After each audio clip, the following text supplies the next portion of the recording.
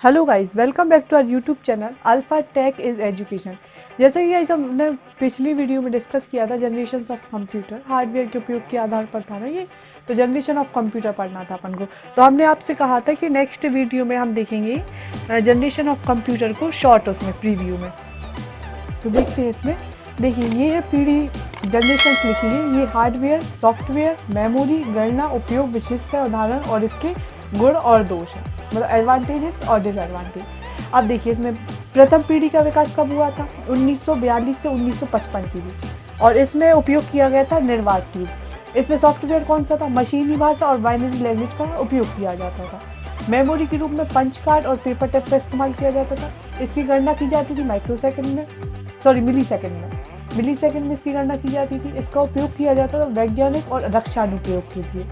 इसकी विशेषता थी कि ये मशीनी लैंग्वेज का उपयोग करती थी और मतलब थोड़ा विद्युत का भी उपयोग, मतलब मशीनी लैंग्वेज का उपयोग करती थी, ये इसकी विशेषता थी।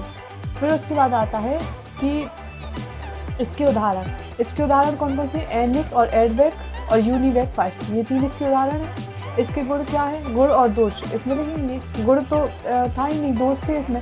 एक्सपेंसिव थी, ऊर्जा की खपत ज़्यादा करती थी और त्रुटि की संभावना रहती थी। तो ये इसके डिसएडवांटेजेस हुए। फिर देखेंगे दूसरी पीढ़ी of computer, second generation of computer. तो इसमें इसका विकास कब हुआ था? 1956 से 1964 तक चली है। इसमें निर्वात ट्यूब की जगह क्या इस्तेमाल होने लगे? ये एक्चुअली एक दूसरे की अपडेट है। अब फर्स्ट जनरेशन से सेकंड वाली अपडेट रहेगी। तो इसमें था ट्रांजिस्टर का विकास हुआ। इसमें मशीनी लैंग्वेज और बाइनरी लैंग्वेज का उपयोग किया जाता था। इसमें हाई लेवल लैंग्वेज का उपयोग किया गया, असेंबली लैंग्वेज का उपयोग किया गया और बैच ऑपरेटिंग सिस्टम का विकास हुआ। अब इसमें स्टोरेज डिवाइस कौन कौन सी यूज़ की करते थे? मैग्नेटिक स्टोरेज डिवाइस यूज़ करते थे, मैग्नेटिक टेप यूज़ करते थे और मैग्नेटिक डिस्क। अब इसकी गणना किस में की जाती थी? माइक्रो सेकंड में। फिर उसके बाद इसका उपयोग किया जाता था वैज्ञानिक और व्यावसायिक कार्यों के लिए। इसकी विशेषताएं थी, मेमोरी और प्रोसेसिंग कैपेसिटी में वृद्धि की थी। इसमें वृद्धि किसमें की थी? मेमोरी और प्रोसेसिंग में। मेमोरी और प्रोसेसिंग कैपेसिटी में इसकी वृद्धि हुई थी। इसके उदाहरण कौन कौन से? IBM 1401, यूनिवेक और PDP 8, ये इसके उदाहरण हैं। अब ये खर्चीला था और आकार में छोटा था। अब देखिए इसका ये गुण हुआ, छोटा था आकार में, और इसकी डिस्क्वालिटी क्या हुई? खर्चीला था। फिर उसके बाद तीसरी जनरेशन का विकास हुआ, तीसरी पीढ़ी का 1965 से 1975 के बीच में। अब इसमें इन दोनों की जगह पहले में निर्वात ट्यूब, दूसरे में ट्रांजिस्टर, तीसरे में क्या उपयोग हुआ? Integrated chip. और इसमें स्मॉल स्केल इंटीग्रेशन और मीडियम स्केल इंटीग्रेशन चिप का विकास हुआ। फिर उसके बाद इसमें सॉफ्टवेयर कौन कौन से? हाई लेवल लैंग्वेज का विकास हुआ इसमें, और टाइम शेयरिंग ऑपरेटिंग सिस्टम उपयोग किया जाने लगा। फिर उसके बाद मेमोरी के लिए क्या स्टोरेज डिवाइस के लिए मैग्नेटिक टेप का इस्तेमाल करते थे। इसकी गणना की जाती थी नैनो सेकंड में, और 1 नैनो सेकंड कितना होता है? 10⁻⁹ सेकंड। फिर इसका उपयोग किया जाता था व्यक्तिगत उपयोग के लिए, उपयोग होने लगा। तीसरी जनरेशन में कंप्यूटर व्यक्तिगत उपयोग के लिए उपयोग किया जाने लगा। और फिर इसके बाद इसकी विशेषता क्या थी जनरेशन की? इस जनरेशन की विशेषता थी कि हार्डवेयर और सॉफ्टवेयर को अलग अलग कर दिया गया। मतलब हार्डवेयर जैसे मॉनिटर, प्रिंटर और सॉफ्टवेयर पहले एक साथ रहते थे फर्स्ट सेकंड जनरेशन में, मतलब आपको प्रोग्राम उसी में डाले मिलते थे, आप अलग से नहीं डाल सकते थे। अब इसमें क्या हुआ? आप अपना प्रोग्राम अलग से डाल सकते हो।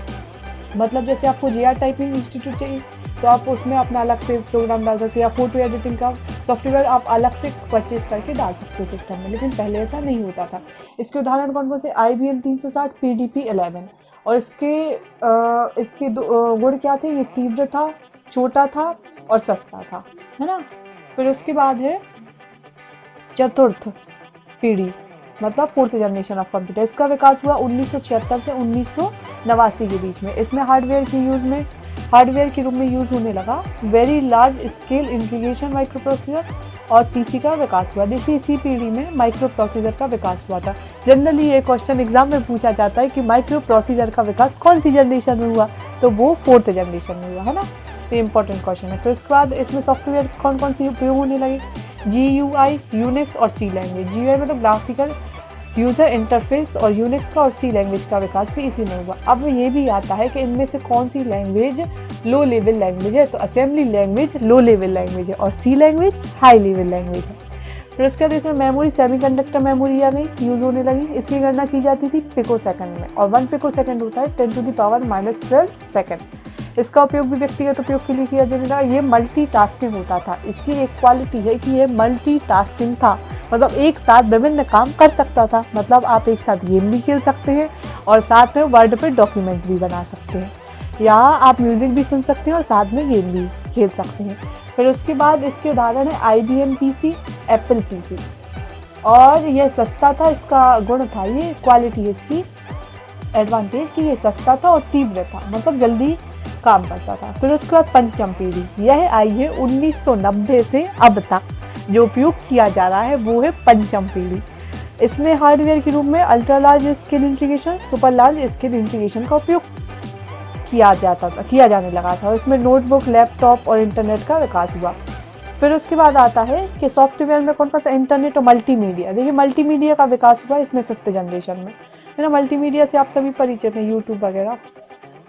फिर उसके बाद आया मेमोरी के रूप में ऑप्टिकल डिस्क का और वर्चुअल मेमोरी का यूज़ करते थे। गणना के लिए वही पिको सेकंड का, 1 पिको सेकंड बताया मैंने आपको, 10⁻⁻12 सेकंड होती है। इसमें उपयोग किया जाने लगा इंटरनेट और सोशल मीडिया का उपयोग किया जाने लगा। इसकी विशेषता थी प्लग एंड प्ले, मतलब आप स्विच में लगाओ और आप परफॉर्म हो, मतलब वर्क परफॉर्म हो, इसलिए इसे बोलते प्लग एंड प्ले। फिर उसके बाद इसके उदाहरण है IBM notebook PC, super computers के उदाहरण है। फिर उसके बाद इसका गुण है ये अति छोटे होते थे, मतलब बहुत ज़्यादा छोटे, इतने छोटे कि आप हाथ में लेकर भी चल सकते। और तीव्र, मतलब इनकी स्पीड बहुत हाई थी, बहुत जल्दी काम करते थे। तो ये गाइस थी जनरेशन ऑफ कंप्यूटर, मैंने आपको एक शॉर्ट नोट में बताई। I hope you guys like this video. So if you like, so please subscribe our channel and don't forget to press bell icon. Thank you and have a nice day.